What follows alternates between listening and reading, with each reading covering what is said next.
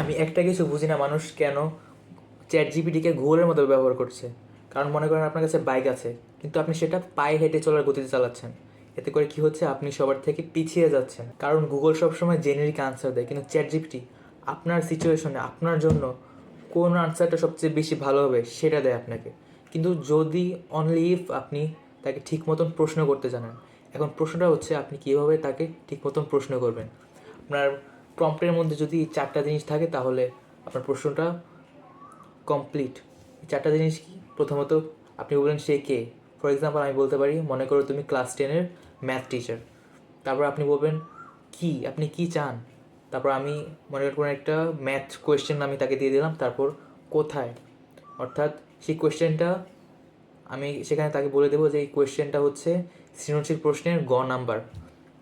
তারপর কিভাবে, মানে আমি সেখানে লিখতে পারি যে পরীক্ষা খাতায় লেখার মতন করে তুমি উত্তরটা বানিয়ে দাও। এতে করে আমার মন মতো আমি আনসারটা চ্যাট জিপিটি থেকে পেতে পারি। তো এখন প্রশ্নটা হচ্ছে যে আমি কীভাবে এআই বা চ্যাট জিপিটিকে ঠিক মতন প্রশ্ন করতে পারবো।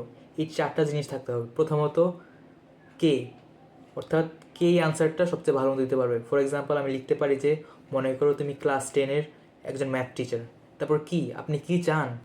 তারপর সেখানে আমি একটা প্রশ্ন দিয়ে দেবো গণিতের। তারপর কোথায়, অর্থাৎ প্রসঙ্গটা আপনি এখানে বলবেন। আমি এখানে বলতে পারি যে এটা হচ্ছে একটা সৃজনশীল প্রশ্নের নাম্বার এবং উদ্দীপকটা হচ্ছে এটা। তারপর আপনাকে বলতে হবে কিভাবে, অর্থাৎ আমি তারপর আপনাকে বলতে হবে কীভাবে, অর্থাৎ আপনি এই আনসারটা কীভাবে চান। আমি এখানে লিখতে পারি যে প্রশ্নের উত্তরটা খাতায়, পরীক্ষার খাতায় লেখার মতন করে আমাকে বানিয়ে দাও। এভাবে করে আমি যদি তাকে প্রম্পটটা দেই, অর্থাৎ প্রশ্ন করি, তাহলে কিন্তু সে আমাকে আমার মন মতো আনসারটা দিতে পারবে।